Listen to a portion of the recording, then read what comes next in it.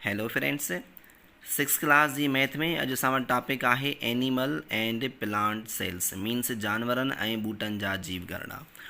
सो अॼु असां पढ़ंदासीं त जानवरनि ऐं ॿूटनि जे जीव घरड़नि में कहिड़ो फ़र्क़ु थींदो आहे। वैसे त जानवरनि ऐं ॿूटनि जा जीव घरड़ा तक़रीबन काफ़ी कैरेक्टरिस्टिक्स जे हिसाब सां हिकु जहिड़ा हूंदा आहिनि, पर इन्हनि में कुझु ख़ासि ख़ासियतूं आहिनि जेके हिक ॿिए खां इन्हनि खे मुख़्तलिफ़ बणाईंदियूं पियूं। ठीकु आहे। सो हिन ॿिन्हिनि जे स्ट्रक्चर में डिफरेंस ॻोल्हण खां पहिरियां ही हिकु तहक़ीक़ आहे। डू यू नो, छा तव्हां ॼाणो था? The inside of the cell resembles a chemical factory. Cell जे अंदरि जेका बनावट आहे उहा बिल्कुलु बि कंहिं हिकु केमिकल फैक्ट्री वांगुरु हूंदी आहे। केमिकल फैक्ट्री छाखे चइबो आहे त काई बि अहिड़ी फैक्ट्री जंहिंमें को रॉ मटीरियल अंदरि आंदो वञे ऐं उन मां कुझु शयूं ठाहे करे उहे ॿाहिरि सप्लाई कयूं वञनि त उनखे फैक्ट्री चइबो आहे। ठीकु आहे। सो हाणे जीव घरड़े में बि ईअं ई कुझु रॉ मटीरियल्स अंदरि आंदा वञनि था ऐं उन्हनि मां वरी एनर्जी ठाहे करे हू मुख़्तलिफ़ पार्ट्स ऑफ बॉडी खे सप्लाई कंदो आहे। त माना हिन जी जेकी स्ट्रक्चर आहे या जेका हिन जो फंक्शन आहे उहो हिकु केमिकल फैक्ट्री वांगुरु हूंदो आहे। इन करे जीव घरड़नि खे केमिकल फैक्ट्री सां मुशाबत ॾिनी वई आहे। ठीकु आहे। So it brings in materials like sugar and salts. तो इन में अंदरि कुझु शयूं आंदियूं वेंदियूं आहिनि जीअं शुगर हुजे या सॉल्ट हुजे, and uses these materials to make new substances। ऐं जीव घरड़ो इन्हनि शयुनि खे इस्तेमालु कंदो आहे नयूं शयूं पैदा करण जे लाइ, which the cell can either use itself, जन खे या त जीव घरड़ो पाण ई यूज़ कंदो आहे, or send elsewhere in the body, या उन पैदा थियल शइ खे जिस्म जे ॿियनि उज़वनि ॾांहुं मोकिले करे उन्हनि खे कमकार कराईंदो आहे। ठीकु आहे। सो अहिड़े हिसाब सां माना जेको जीव घरड़ो आहे हिकु केमिकल फैक्ट्री तौरु कमु कंदो आहे। हाणे असां वटि एनिमल सेल ऐं प्लांट सेल में डिफरेंसिस ॻोल्हण जे लाइ हीअ असां वटि ॿिन्ही पेजनि ते ॿिन्ही जीव घरड़नि जा एग्ज़ाम्पल्स मौजूदु आहिनि ऐं उन्हनि जा ऑर्गेनिल्स मौजूदु आहिनि। ठीकु आहे। सो सभ खां पहिरियां असां हिकु एनिमल सेल पढ़ंदासीं। चए थो the properties and functions of the main parts of an animal cells R discussed बिलो। जानवर जे जीव घरड़ जा जानवरनि जे जीव घरड़नि जा अहम हिसा ऐं उन्हनि जूं ख़ासियतूं ऐं उन्हनि जा कमकार हेठि बयानु कजनि था पिया। जानवरनि जे जीव घरड़नि जा ख़ासि कमकार ऐं उन्हनि जूं जेके ख़ासियतूं आहिनि उहे हेठि बयानु कजनि थियूं पियूं। सो सभ खां पहिरियां असां अचूं था स्ट्रक्चर ते। जेको एनिमल सेल हूंदो आहे, हीअ साम्हूं तव्हां ॾिसी सघो था पिया त हिकु एनिमल सेल जी पिक्चर आहे। जेको एनिमल सेल हूंदो आहे उहो तक़रीबन सर्कुलर शेप जो हूंदो आहे ऐं जेको प्लांट सेल हूंदो आहे उहो रेक्टेंगल शक्ल जो हूंदो आहे, मीन्स मुस्ततील शक्ल जो हूंदो आहे। ठीकु आहे। सो हीअ तव्हां ॾिसो था पिया त हीअ जेका पिक्चर आहे इहा प्लांट सेल जी आहे। जेको तव्हांखे हीअं कुझु चौकुंडो नज़र ईंदो मुस्ततील शक्ल जो, त इनखे प्लांट सेल चइबो आहे, ऐं जेको हिन वांगुरु गोल तव्हांखे नज़र अचे त इनखे एनिमल सेल चइबो आहे। ठीकु आहे। सो हाणे एनिमल सेल जे अंदरि तव्हां हीअ ॾिसी सघो था पिया त हीअ जेको मर्कज़ में ठहियलु आहे इनखे न्यूक्लियस चइबो आहे, ऐं हिन न्यूक्लियस जे चौधारी हीअ हिकु परदो हूंदो आहे जेको न्यूक्लियस जा अंदरियां जेके ऑर्गेनिल्स आहिनि उहे महफ़ूज़ रखंदो आहे। त हिन न्यूक्लियस जे हिन परदे खे न्यूक्लियर मेम्ब्रेन चइबो आहे। ठीकु आहे। उनखां पोइ हीअ जेको येलो कलर में तव्हां पाणी जहिड़ो मवादु ॾिसी सघो था पिया, इहो सेल मेम्ब्रेन ऐं न्यूक्लियस जे विच ते जेको हीअ खाल आहे जेको पाणीअ सां भरियलु आहे इनखे वरी साइटोप्लाज़म चइबो आहे। हीअ साम्हूं तव्हां ॾिसी सघो था पिया त इनखे साइटोप्लाज़म चइबो आहे। ठीकु आहे। उनखां पोइ साइटोप्लाज़म खां ॿाहिरां हिकु सन्ही परदो आहे, सन्हो परदो आहे जंहिंखे सेल मेम्ब्रेन चइबो आहे। ठीकु आहे। सो सेल मेम्ब्रेन मीन्स जीव घरड़े जी झली, ऐं हीअ जेको विच ते पाणियाठ जेको भरियलु हूंदो आहे इहो जेली लाइक हिकु पाणियाठ हूंदो आहे, इनखे साइटोप्लाज़म चइबो आहे। विच ते हिकिड़ो मर्कज़ हूंदो आहे जंहिंखे न्यूक्लियस चइबो आहे। ठीकु आहे। ऐं साइटोप्लाज़म में मुख़्तलिफ़ ऑर्गेनिल्स मौजूदु आहिनि। इन में नंढा नंढा वैक्यूल्स बि मौजूदु आहिनि। हीअ तव्हां ॾिसी सघो था पिया त हीअ आहे होॾां हीअ आहे, इन्हनि खे वैक्यूल चइबो आहे। इहो हिकिड़ी ख़ाली स्पेस हूंदी आहे जेका या त एयर सां या त पाणी सां भरियलु हूंदी आहे। ठीकु आहे। सो इनखे वैक्यूल चइबो आहे। ऐं हीअ जेको आहे इहो माइटोकॉन्ड्रिया आहे।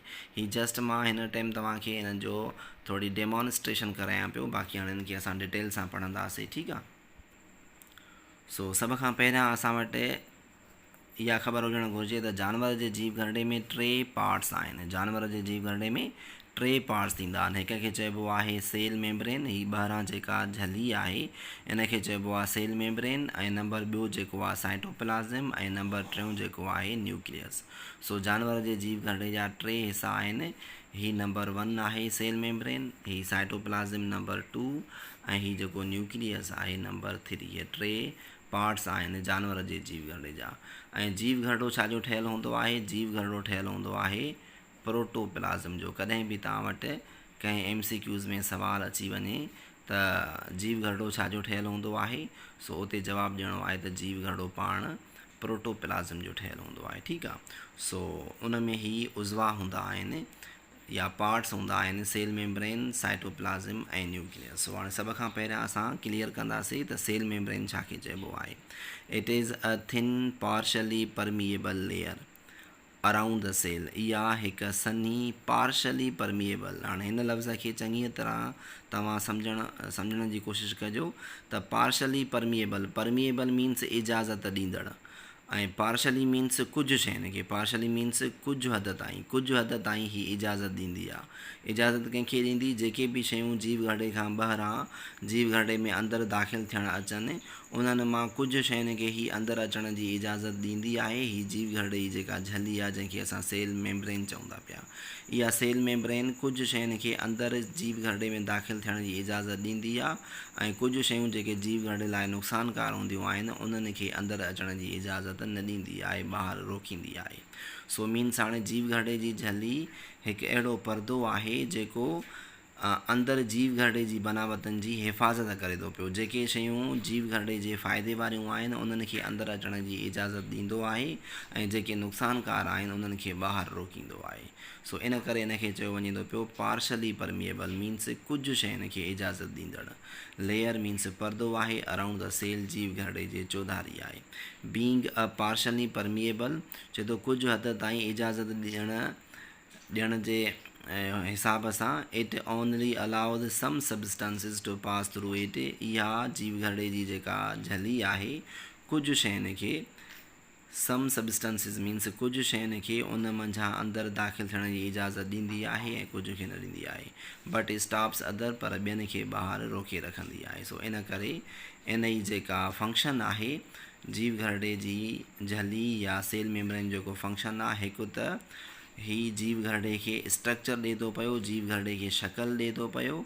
इहा हुजण सां पूरो जीव घरड़ो माना असां वटि मौजूदु आहे। अगरि इहा न हूंदी त जीव घरड़े जी शक्ल ई न रहंदी, छो जो साइटोप्लाज़म अंदरि पाणी आहे उहो ज़ाया थी वेंदो, ऐं जीव घरड़े जी झली में उहो अंदरि महफ़ूज़ रहंदो आहे। ठीकु आहे। सो हिकु त इहो जीव घरड़े जी मुख़्तलिफ़ शयुनि खां हिफ़ाज़त कंदी आहे, नंबर ॿियो जीव घरड़े खे शक्ल ॾींदी आहे, ऐं नंबर टियों ही नुक़सानु ॾींदड़ शयुनि खे ॿाहिरि रोके रखंदी आहे। ठीकु आहे। सो इन जा इहे टे फंक्शन्स आहिनि। उनखां पोइ असां चऊं था साइटोप्लाज़म, हे विच ते जेको पाणियाठ भरियल आहे इन खे साइटोप्लाज़म चइबो आहे। सो साइटोप्लाज़म छाखे चइबो आहे? It is a jelly like substance. इहो हिकु जेली लाइक सबस्टेंस आहे। जेली लाइक छो था चऊं? छो जो जेली नरम थींदी आहे पाणी वांगुरु, पर पाणी खां घाटी थींदी आहे। सो ही नरम जेली वांगुरु हिकु अहिड़ो सबस्टेंस मीन्स अहिड़ी शइ आहे which fills up the cell and contains many chemicals, जेको जीव घरड़े खे अंदरि भरे बीठो आहे। हीउ अहिड़ो पाणियाठ आहे, जेली वांगुरु हिकु अहिड़ो पाणियाठ आहे जेको जीव घरड़े खे अंदरि भरे बीठो आहे, ऐं उन खां अलावा एंड कंटेन मैनी केमिकल्स, इन में केतिरा ई अंदरि ॿिया केमिकल्स मौजूदु आहिनि। Hence many chemical reactions take place in it, जेतोणीकि केतिरा ई केमिकल जा जेके रिएक्शन आहिनि उहे साइटोप्लाज़म में थींदा आहिनि। ठीकु आहे। जीअं तव्हांजो कार्बोहाइड्रेट यूज़ थी करे हिकु एनर्जी ठहंदी आहे जंहिंखे ATP चइबो आहे। सो इहा बि साइटोप्लाज़म हूंदी आहे। मीन्स केमिकल जा जेके रिएक्शन थींदा आहिनि उहे साइटोप्लाज़म में थींदा आहिनि। ठीकु आहे। So it also contains vacuoles and nucleus, ऐं हिन साइटोप्लाज़म में अंदरि ही वैक्यूल्स बि मौजूदु आहिनि, ऐं ही जेको न्यूक्लियस आहे इहो बि साइटोप्लाज़म जे अंदरि मौजूदु आहे। सो ही हिकु इंट्रोडक्शन थी वियो साइटोप्लाज़म जो। ठीकु आहे। उनखां पोइ असां चऊं था वैक्यूल्स ते। वैक्यूल्स मीन्स खाल, ही जेके साम्हूं तव्हां ॾिसी सघो था पिया, ही आहे होॾां ही आहे, इहे कुझु अहिड़ा खाल आहिनि जेके अंदरि साइटोप्लाज़म में मौजूदु हूंदा आहिनि। ठीकु आहे। सो दीज़ आर स्पेसिस, ही अहिड़ियूं जॻहूं आहिनि containing air, liquid or food particles, जिन में या त एयर थी सघे थी या त पाणियार थी सघे थो या त फूड पार्टिकल्स थी सघनि था ठीकु आहे सो फाउंड इन द साइटोप्लाज़म ऐं इहे साइटोप्लाज़म में हूंदा आहिनि न्यूक्लियस में न ही ॿार साइटोप्लाज़म में मौजूदु हूंदा आहिनि ठीकु आहे सो उन खां पोइ आहे these vacuoles are small and numerous हाणे एनिमल जीव घड़े में एनिमल प्लांट में इहे जेके वैक्यूल्स आहिनि इहे नंढा हूंदा आहिनि एंड न्यूमरस मीन्स इहे तादाद में घणा हूंदा आहिनि प्लांट सेल में जेको इहो न्यूक्लियस आहे इहो सॉरी जेको वैक्यूल आहे इहो प्लांट सेल में वैक्यूल हिकिड़ो मौजूदु हूंदो आहे ऐं वॾो हूंदो आहे ठीकु आहे सो एनिमल सेल में इहे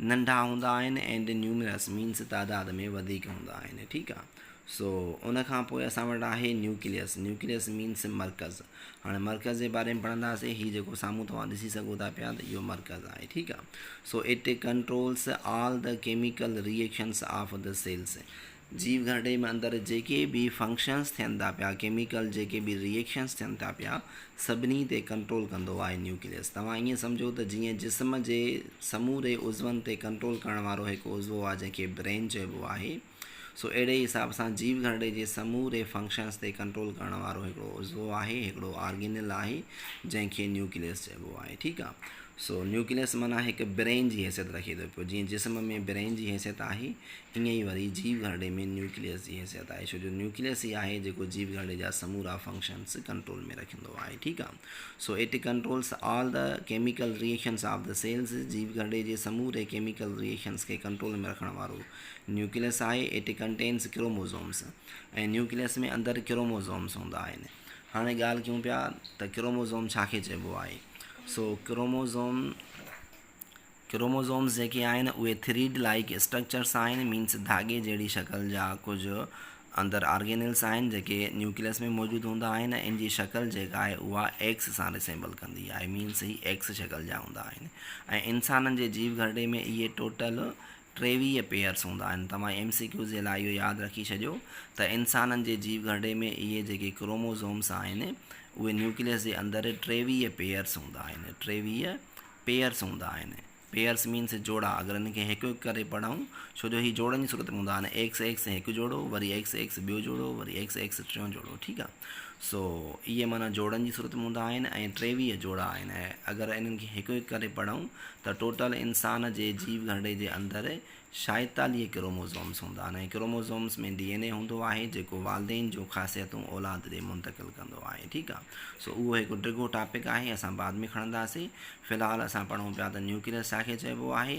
न्यूक्लियस हिकु विच वारो मर्कज़ आहे जेको न्यूक्लियर मेम्ब्रेन हीअ जेका आहे मेम्ब्रेन इनखे चइबो आहे न्यूक्लियर मेम्ब्रेन जे अंदरि वेढ़ियल हूंदो आहे ऐं इन में क्रोमोज़ोम्स हूंदा आहिनि जेके एक्स एक्स शक्ल जा हूंदा आहिनि ऐं टोटल माना 23 पेयर्स या 46 क्रोमोज़ोम्स हूंदा आहिनि ठीकु आहे सो उन खां पोइ असां अॻिते हलूं था पिया इट कंट्रोल्स न्यूक्लियस थी वियो हाणे आहे क्रोमोज़ोम्स ठीकु आहे सो ही क्रोमोज़ोम्स किथे हूंदा आहिनि न्यूक्लियस में इट कंटेन्स क्रोमोज़ोम्स माना न्यूक्लियस में अंदरि छा हूंदा आहिनि क्रोमोज़ोम्स हाणे ॻाल्हि अचे थी पई त क्रोमोज़ोम्स छाखे चइबो आहे हीअ मथे जेको मां बयानु करे आयुमि चए थो these are thread like materials ही जेके क्रोमोज़ोम्स आहिनि इहे धागे जहिड़ी शक्ल जूं शयूं आहिनि that are pass down from parents to their offspring ऐं इहे क्रोमोज़ोम्स जेके आहिनि पंहिंजे वालदेन खां औलाद ॾे मुंतक़िल थींदा आहिनि जेके बि वालदेन जानवरनि जा आहिनि उहे पंहिंजूं कैरेक्टरिस्टिक्स इन क्रोमोज़ोम जे ज़रिए पंहिंजी औलाद में मुंतक़िल कंदा आहिनि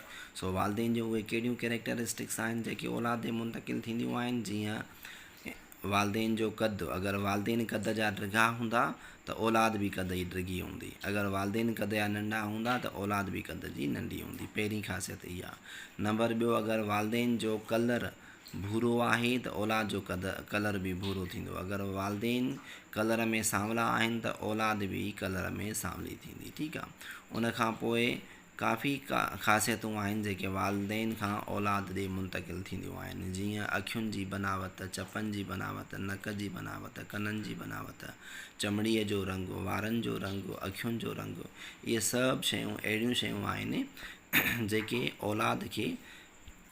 औलाद खे पंहिंजे वालदेन खां वरसे में मिलंदियूं आहिनि ठीकु आहे सो इहो मुंतक़िल करण वारो जेको उज़वो आहे उनखे क्रोमोज़ोम्स चइबो आहे त क्रोमोज़ोम्स जे ज़रिए इहे जेके ख़ासियतूं आहिनि वालदेन खां औलाद ॾे मुंतक़िल थींदियूं आहिनि ठीकु आहे सो चए थो दे स्टोर केमिकल इंस्ट्रक्शंस, यानी क्रोमोज़ोम्स में केमिकल इंस्ट्रक्शंस हूंदियूं आहिनि needed to build the cell, जेके जीव घरड़े जी बनावट जे लाइ ज़रूरी हूंदियूं आहिनि, एंड कंट्रोल इट्स फंक्शंस, ऐं समूरे जीव घरड़े जे फंक्शंस ते कंट्रोल करण लाइ हूंदियूं आहिनि। ठीकु आहे। सो न्यूक्लियस हिकु अहिड़ो उज़वो आहे, हिकु अहिड़ो ऑर्गेनल आहे जीव घरड़े जे अंदरि जेको समूरे जीव घरड़े जे कमकारनि ते कंट्रोल करे थो पियो। ऐं ॿियो इहो जेको न्यूक्लियस आहे उन जे अंदरि जेको क्रोमोज़ोम्स आहिनि, क्रोमोज़ोम्स जे ज़रिए वालदेन जूं ख़ासियतूं औलाद ॾे मुंतक़िल थियनि थियूं। सो हीअ असां प्लांट सेल जे एनिमल सेल जे बारे में, हीअ असां एनिमल सेल जे बारे में तफ़सीलात पढ़ी आयासीं। ऐं इन में असां इहो पढ़ियोसीं त एनिमल सेल में सेल वाल बि न थींदी आहे। एनिमल सेल में जस्ट 3 पार्ट्स आहिनि, जिन खे चइबो आहे सेल मेम्ब्रेन, साइटोप्लाज़म ऐं न्यूक्लियस। बाक़ी ॿाहिरां हिकिड़ी सेल वाल हूंदी आहे जेका प्लांट सेल में हूंदी आहे। ऐं नंबर ॿियो जेको डिफरेंस आहे त एनिमल सेल में वैक्यूल्स जेके आहिनि उहे नंढड़ा हूंदा आहिनि ऐं न्यूमरस मीन्स बेशुमार हूंदा आहिनि। ठीकु आहे। सो प्लांट सेल में वरी विच ते हिकिड़ो ई वैक्यूल हूंदो आहे ऐं हिकिड़ो तादाद में हूंदो आहे। ठीकु आहे। सो इहे कुझु डिफरेंसिस आहिनि जेके एनिमल ऐं प्लांट सेल में आहिनि। वधीक असां डिफरेंसिस जेके आहिनि उहे ईंदड़ पंहिंजे लेक्चर में पढ़ंदासीं। ठीकु आहे। सो उन खां पोइ हिते हिकु नंढी मालूमात आहे, चए थो the cells in the outer most layer of our skin are dead. असांजी चमड़ीअ जा जेके मथियां जीव घरड़ा आहिनि, तव्हां ॾिठो हूंदो त हीअ जेकी असांजी चमड़ी आहे इन जो जेको मथियों लेयर आहे उनखे एपीडर्मिस लेयर चइबो आहे। ऐं इहो लेयर जेको आहे डेड सेल्स जो ठहियलु आहे। इनखे डेड सेल्स छो था चऊं, छो जो इन्हनि में कोई बि सेंस न हूंदो आहे। हिन चमड़ीअ जो जेको मथियों तह आहे, मिसाल तौरु असांजे हथ जी हीअ जेकी चमड़ी आहे, जो जेको मथियों तह आहे इहो डेड सेल्स जो ठहियलु आहे। इनखे डेड सेल छो था चऊं, छो जो इहा अगरि चमड़ी असांजी लहे या रोंड खाए त न इन मां ब्लड वहंदी आहे ऐं न ई असांखे सूरु महसूसु या तकलीफ़ महसूसु थींदी आहे। ठीकु आहे। सो छो ब्लड बि इन मां नाहे वहंदी ऐं तकलीफ़ बि महसूसु छो नाहे थींदी, छाकाणि त इन में न ई ब्लड वेज़ल्स आहिनि मथे तह में। चमड़ीअ जो जेको मथियों तह आहे जंहिंजो नालो आहे एपीडर्मिस। ठीकु आहे। सो इहो जेको एपीडर्मिस आहे इहो चए थो पियो त डेड सेल्स जो ठहियलु आहे। उहो डेड सेल्स जो ठहियलु आहे। इनखे छो था चऊं, छो जो इन में न ई ब्लड वेज़ल्स आहिनि न ई नर्व ईंडिंग्स आहिनि। इन करे इन मथे तह जे लहण सां या मथे तह जे डैमेज थियण सां न ई असांखां ब्लड वहंदी आहे ऐं न ई असांखे का तकलीफ़ महसूसु थींदी आहे। इन करे चयो वञे थो त इहो डेड सेल्स जो ठहियलु आहे। So thousands of tiny fragments of the skin are lost every day. हाणे असांजी चमड़ीअ जा हज़ारे हिसा या हज़ारे जीव घरड़ा इन मथे तह जा डेली बेसिस ते लॉस थींदा आहिनि, मीन्स किरंदा आहिनि या ख़ारिज थींदा आहिनि, पर असांखे महसूसु न थींदो आहे छो जो उनमें कोई बि फीलिंग्स न हूंदियूं आहिनि। Every time U run your finger on a dusty table. हर दफ़े जॾहिं तव्हां पंहिंजी आङुर कंहिं मेरे टेबल जे मथां हीअं घुमायो था पिया चेक करण जे लाइ त टेबल मेरो आहे या साफ़ु आहे, त तव्हांजी आङुर जा जीव घरड़ा माना लॉस थियनि था पिया, किरनि था पिया उन घसण सां। जीअं आङुर असां घसाईंदा आहियूं कंहिं बि सरफेस ते त असांजी आङुर जो जेको मथियों तह आहे उनजा जेके जीव घरड़ा आहिनि उहे किरंदा आहिनि। ठीकु आहे। पर असांखे महसूसु न थींदो आहे छो जो उनमें के सेंस न हूंदो आहे। So you shed a lot of old skin. हाणे इन आङुर घसाइण सां तव्हां केतिरा ई पंहिंजी ओल्ड चमड़ीअ जा जीव घरड़ा ज़ाया कंदा आहियो। ठीकु आहे। सो उन खां पोइ आहे चवे थो पियो the cells in all animals have almost same size. समूरे जानवरनि में जेके जीव घरड़ा आहिनि तक़रीबन उन्हनि जेका साइज़ आहे उहा सेम हूंदी आहे, हिकु जेतिरी हूंदी आहे। For example both elephant and mouse have similar cell size. त जीअं हाथी आहे या जीअं कुओ आहे, एलिफेंट मीन्स हाथी एंड माउस मीन्स कुओ। चाहे हाथी हुजे या चाहे कुओ हुजे, ॿिन्हिनि जे जिस्म में जेके जीव घरड़ा आहिनि उहे तक़रीबन साइज़ में हिकु जेतिरा आहिनि, पर हाथी वॾी हूंदी आहे ऐं कुओ नंढो हूंदो आहे। ईअं छो? But the number of cells in elephant is greater than mouse. पर हाथीअ जे जिस्म जे अंदरि जेको जीव घरड़नि जो तादादु आहे उहो कुए जे तादाद खां घणो आहे। जीव घरड़नि जी साइज़ ॿिन्हिनि जी सेम आहे, चाहे हाथी जो जीव घरड़ो हुजे या चाहे कुए जो जीव घरड़ो हुजे, साइज़ ॿिन्हिनि जी सेम हूंदी, पर तादाद जेको आहे हाथी वॾी आहे त उन में जीव ॻणनि जो तादाद तमामु घणो हूंदो ऐं कूओ नंढो आहे त उन में जीव ॻणनि जो तादाद घटि हूंदो. सो which makes an elephant huge. ऐं इन तादाद घणे हुजण जे करे हाथी असांखे वॾी नज़र अचे थी एंड माउस स्मॉल ऐं कूओ असांखे नंढो नज़र अचे थो. सो इन सां गॾु असांजो अॼु जो ही लेक्चर मुकमल थियो. मां उमीद कयां थो तव्हांखे एनिमल सेल सम्झ में अची वियो हूंदो.